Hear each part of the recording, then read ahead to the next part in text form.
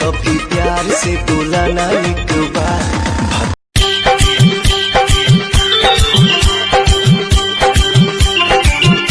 तारा अखिया के काजल हमर जान ले गइल, चमके शीशा ऐसन टिके ना नजरिया जान,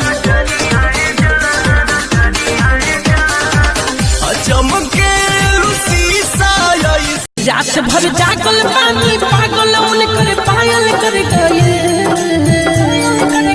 अखियां से मोरी अखियां मिला के दिलवा में मोर घर बना के नजर से घायल कर गए। अगल बगल कोई है क्या? नहीं। बिजी तो नहीं हो? नहीं। फ्री हो ना? अरे फ्री है तभी तो उठाए हैं। तो बताते क्यों नहीं? क्या? कॉल करें क्या? कॉल करें।